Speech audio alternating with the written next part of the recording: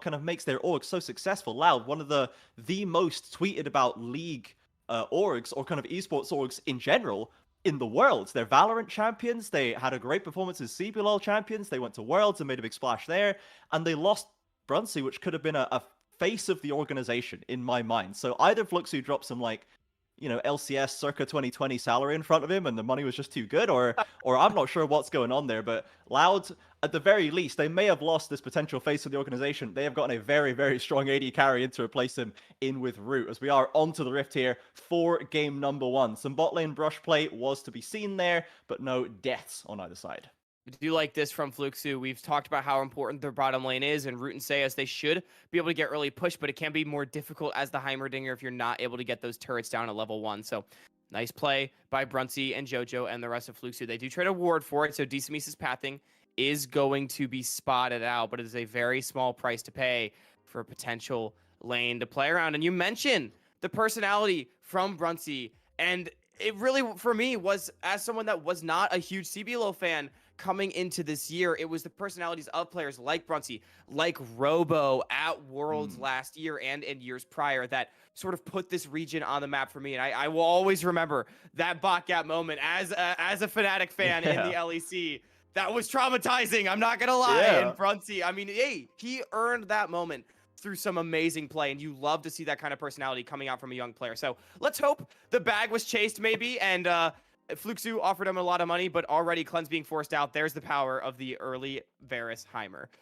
Yeah, chasing the back he might be, being chased back to his own turret by Root and Sales right here. The Varus Heimer combo, so strong. We mentioned it already. This is a winning combo. This duo, Root and Sales, should be all over Zeri Lulu in the early stage. So maybe DCMeese has something to say about that, but right now, Louder chilling down here.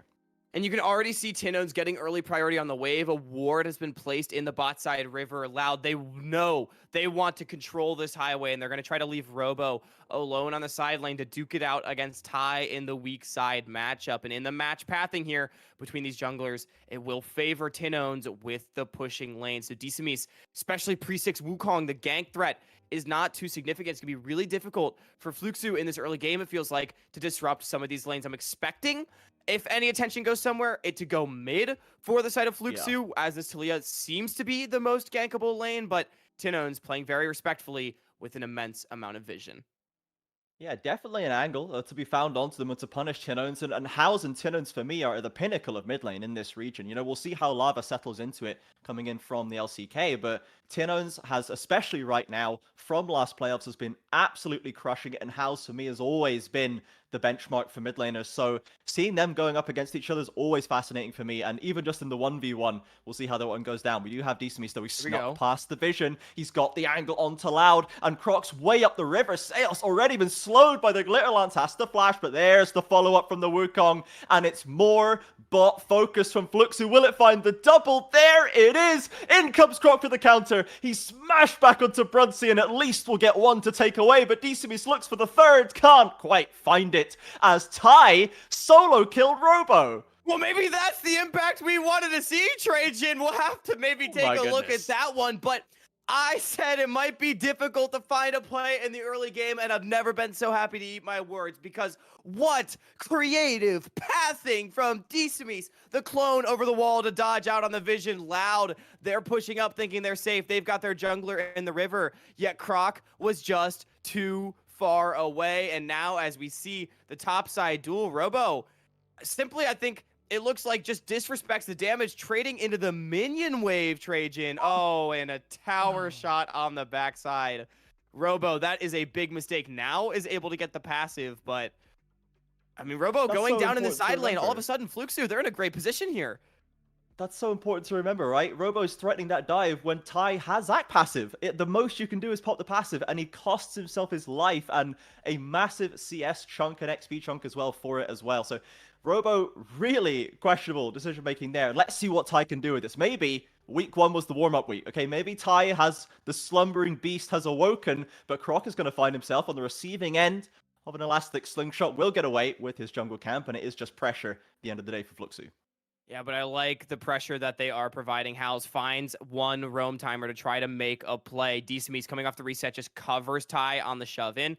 Ty able to take a reset. Now, DC can go about his business, clearing down towards the bottom side, looking to apply pressure to Root and Seos. Look at all of a sudden all of the red wards littering the river of Fluxo. They have a lot more control than I think Loud bargained for. The early game plan for this 2-0 squad has been disrupted slightly. Now, remember, we did see Loud fall down early against Kaboom and week 1, day 2 last time around, but with Ty being level 6, I don't know if there's a play to be made here.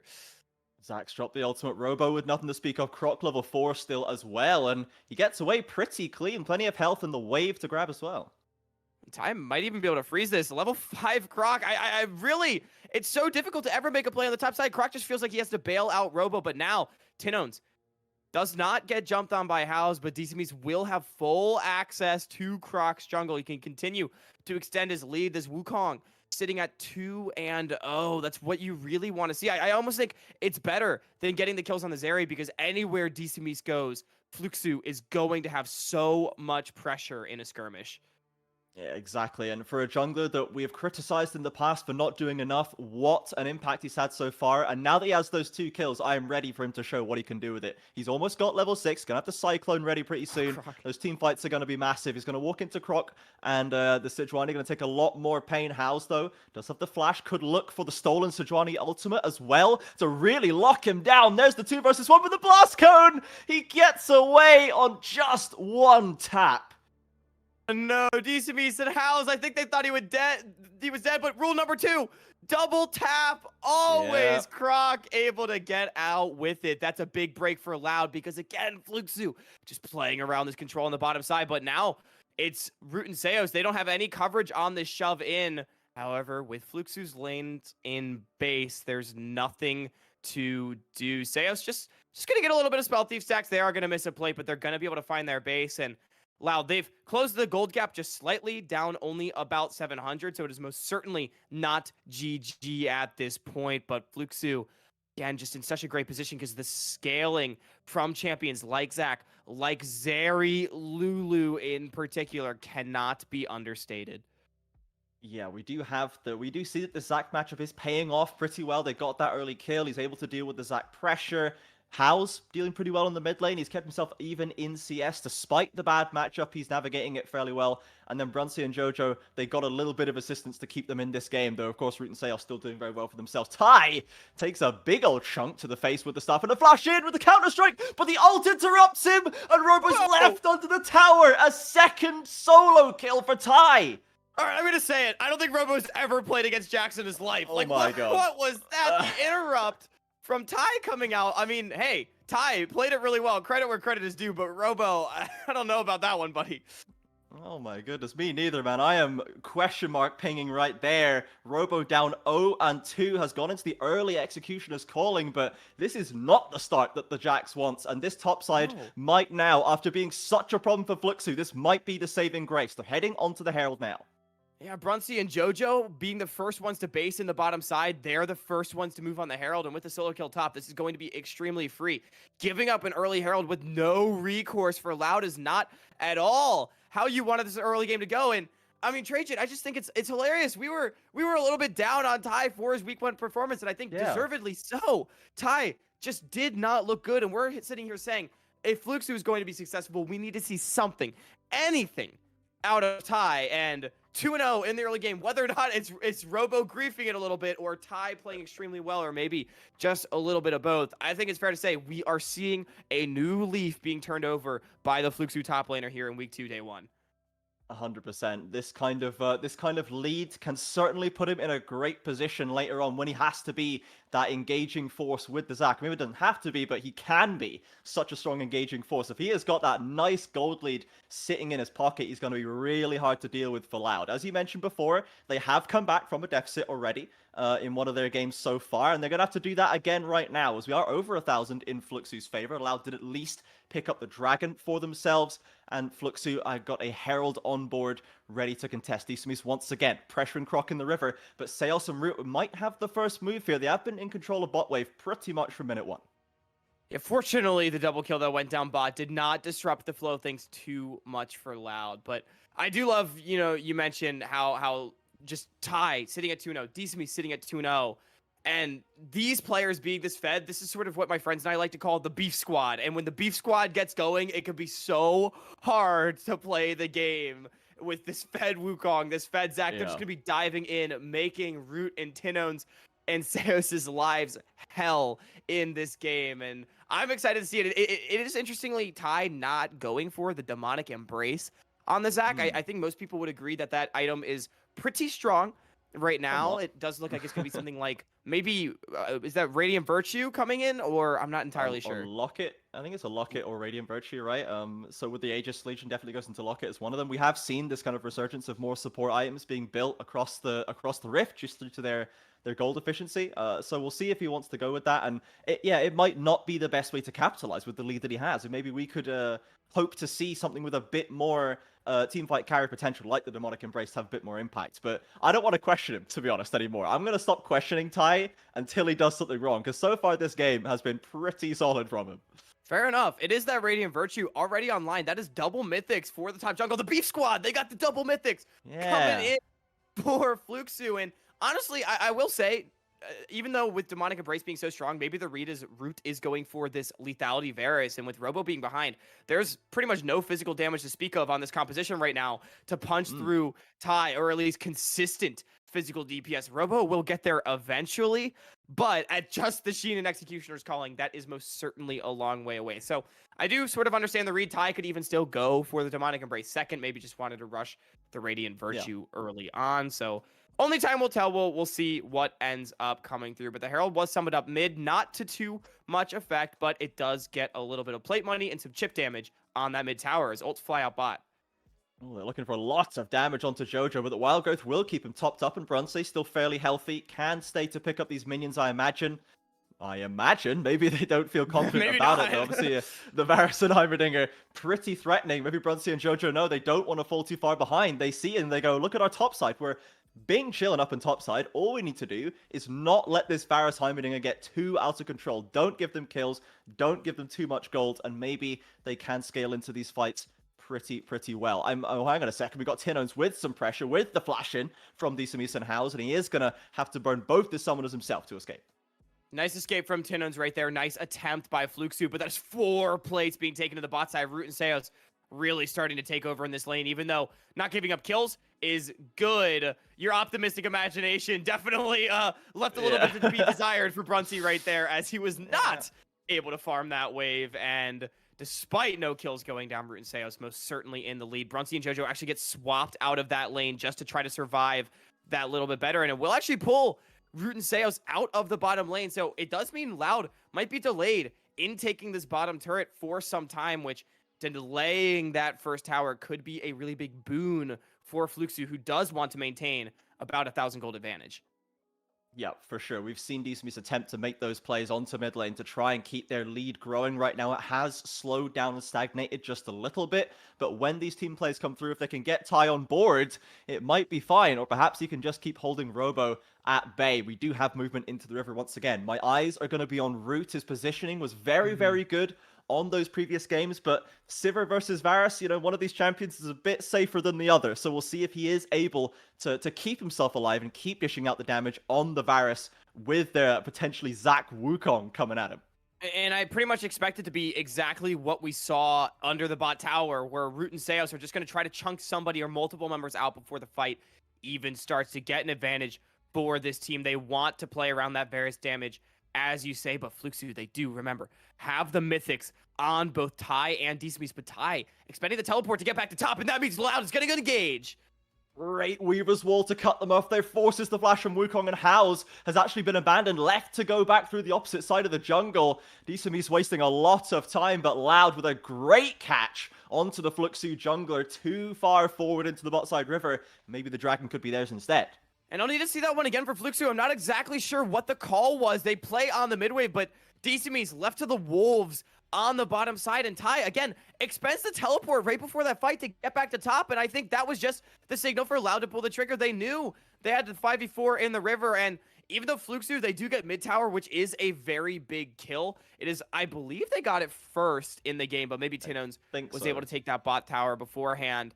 with the dragon and the kill going over, I still favor Loud in this exchange, especially considering Fluxo, remember, they were the ones in the lead. They're going to try to take the Herald off of it, but Loud, they're going to come off a reset. They're going to try to contest this. We'll see if Fluxo can take it fast enough.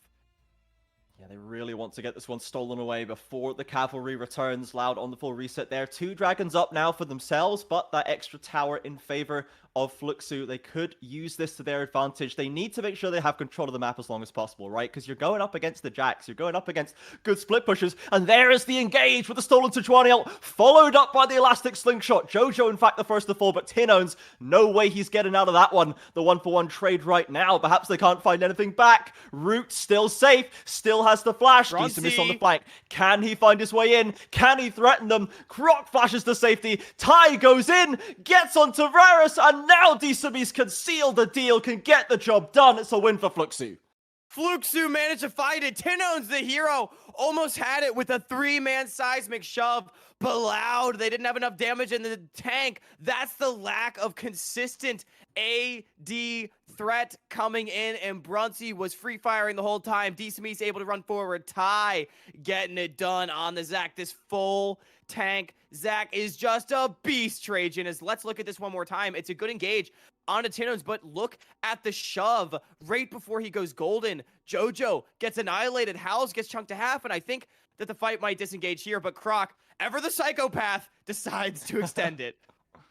Yeah, and with Decimus coming in right here as well, Root, we mentioned he has to keep his positioning tight, and he did have the flash on board, but then Ty sees that window, right? No more flash, no more answer for Varus to get away. Truly, just, it's so hard to run from Zac Wukong. It's yeah, the man. Beef Squad. They're just, it's horrible. It's horrible to play the ADC against that. Yeah. Is very, very tough, and is, I imagine, going to be dealing with similar problems. He's got the Yomis now, so he's got at least a bit of movement speed to pop in the fights, but who knows if that will be enough, as we do have Fluxo rotating House down to the bot side. There's the Herald to pick up another turret, but if you look on the top side, Robo as well has kind of been left on his own for a while. He is going into full split push mode. Robo at least is farming up really well here in this mid game to try to become more of a threat, because again, I think Robo's damage is really going to be impactful in the later stages of this game with Root going that lethality build, which I'm just going to say, you know, I've been talking about the lack of consistent physical damage threat. I am questioning Root going for the lethality build up against the likes of Wukong and Zac and Silas and Lulu. It feels like there is going to be more longer, drawn out fights, and the poke not going to matter as much as consistent DPS, and Root now getting jumped on the mid wave. Yeah, flashless, healless, absolutely nothing to say to that one, but Brunsey will be taken back, slides in looking for blood, and gets knocked down himself. Yeah, Brunsey, I like the optimistic approach. Maybe he took after you, Trajan, after the bottom side play. He liked your optimism, said, I can jump in, and no. This is fine. No, he could not, yeah. Yeah, Heimerdinger is still Heimerdinger. There is not only one carry in that bot lane duo. Heimerdinger's damage pretty nuts as now Fluxo trying to get back to the safety of their mid lane tower as Loud desperately trying to punish. Forces the stasis from House, gets away from the seismic shove, will be able to live for the time being. Yeah, really nice stopwatch right there from House to dodge out on the seismic shove. The CC was all gone and able to just walk it out after coming out of that stasis. So very well played to avoid getting a pick, but nice move from Loud to regain control of the bottom side river and this mid wave. You can see Seos has just gone and littered the river with wards. It seems that both these teams are just perfectly content to continue playing towards the bottom side, playing towards dragons. It is Loud that is sitting with both dragons in their back pocket so far, and with the Chemtech Soul being online, if we're again looking at longer, more drawn out fights in this game, the additional damage and survivability as you get lower and lower with that Chemtech Soul could be very influential. Yeah, for sure. The likes of Silas and Zac potentially with boosts to their like damage reduction and damage when they're at less than half HP is pretty terrifying to think about as Robo looks for a flank, walks into the entire Fluxo squad, and has to walk his way back to his team. Good move by Robo to be able to get away. I like sort of poking your head in, but you want to make sure you don't get picked off. Robo, however, does have to teleport, should be able to base and TP back in. And this area, again, littered with Loud wards on the bottom side of the map. I wonder if Robo can look for sort of a TP plank. Maybe that ward above Pixel Brush right there, that green ward that Ty is now sweeping out. Good sweeper And good move from Fluxo to retake control of the area. Now, Top Wave is pushing in favor of Loud, so someone will have to answer that eventually from Fluxo if they don't get going, and indeed they do. Onto the Dragon, and Loud actually just completely abandons the area. They give it up for just a little bit of Baron Vision. Trajan, I'm a little bit surprised by this, actually. Yeah, the Loud squad, you can see them on the minimap just scattered across the rift doing kind of chores, I guess. You know, they're not really kind of looking at some kind of cohesive vision right now. They weren't all on the reset. They weren't all moving to Dragon. And that stacking falling away for Fluxo, I think, is a bit of a godsend there. Having to deal with potential, you know, soul point before you have too much of a lead could have been devastating, as House looks for the 1v1 on the side lane, realizes it's not a 1v1, and now tries to escape back to his jungler. DCBC is on the way through. Flash is there, but there isn't a Kingslayer to save the Sylas in time. Man, cringe jungle roll coming in, ruining the solo lane 1v1 right there. Come on, Croc. Where's the honor in that? But it is a nice play from Croc. Nice shadow. Hallis thought he had the 1v1. I like the movement to dodge the counter-strike, but unfortunately, Robo flashing in takes him down. But as you said, Fluxo getting that dragon pretty much for free is a really big boon for this team. It means that the pressure to fight later will be reduced. But, I mean, come on, Trajan. When I heard about CBLOL, I heard they flip every objective. That wasn't an objective flip that I expected. I know, Louder really not giving us as much chaos as before. Decimus, though, might be caught out on the bot side. Jojo on the rotation. Second Cyclone charges there, and in comes Tino into the Weaver's Wall. Will force a dash to safety. House on the flank, looks for the engage by Ty. Doesn't find anyone, but he can take a fair bit of punishment. Flashes in for the Q. House makes his way over the wall, and Brunsey knocks down Robo. This is a very messy fight in the jungle corridor as Zac goes into the passive. Will be allowed to recoalesce. Just the one kill for Fluxo right now. House wants to find more. Drop it ever so low. Ty slingshots in, looks for the bot lane and finds Tinones. Brant's following up with the burst fires and a flash to safety by Varus, but House, he's hunting. He's got the empowered blast cone into the flank position. Finds Seos, finds Croc, and the fight continues to collapse for Loud as one by one they hit the floor. Loud thinks they're collapsing on Decimus, but it's Fluxo that puts them in their own graves. Loud just get run down, and I mean, Trajan, I think Ty might be immortal on this sack. Like, the man cannot die. He is doing so much. This is the polar opposite of week 1 Ty. He's putting the game on his back right now on Robo. He's trying to contest the Baron. He forces the flash, doesn't find any kind of miracle steal, and will be mauled in the pit for his troubles. That is what we call an epic gamer move from Robo right there, going in with the 1v5 contest. But Loud, they think they've got a nice collapse onto Decimus, but Decimus does such a great job buying time with the mobility on this Wukong, just using the ultimate and then the E to dash over the wall to the minions, and then Ty going into the choke point. There's just, again, no consistent DPS to burn through the Zac at all. And guess what? Even when they get him down, there's the passive to bring him back. And we saw it earlier in the game with the Zac, with the Sylas, with the Wukong. It's just not possible for Loud to run away. If Fluxo can't die and Loud cannot escape, you can see them there just picking them off one by one. House is indomitable in this chase. He's always the one being the first to keep the fight going. He's on the front line on this Sylas and doing so much, as we see Tinones just quickly sliding with the tip of the cap back to his safety of his tower, as we now have Fluxo sitting at almost a 6,000 gold lead. They've stopped the dragon stacking. They've got the Baron. It might be time for Fluxo to actually sew up a win. they once again, I'm sure they're going to be buying into your optimism, but I agree they're in a great spot. And how is Root the richest player? This can't be. Oh, is that damage? Okay, I assumed it was gold for a second and was like, that's broken, man. That's not right. There's no way Root's the richest player. He's got a not fully stacked Murrow mana and sitting on 2.5 items. To his credit, does have 2.5 items, but none of them are a mythic, and still not even building towards a mythic. This is a really interesting build for the lethality Varus that has come through, and you can see how much damage Loud is doing. I mean, they had 3 players topping the charts, but Robo, Fluxo's going to try to do damage to him. Yeah, they've got the stolen chains of corruption there to lock him in place point blank and Ty to follow up. I tell you, man, I have not seen anyone get more value out of the empowered blast cones in such a short time than House in this game. He is getting so much distance travel to find the flanks on this Silas, and after a pretty quiet laning phase, has managed to be doing exactly what he needs to do. He's 1-1-4. He's not burning the house down. He's not like carrying this game solo. That's been Ty's job so far, but he is doing a very, very solid job as always.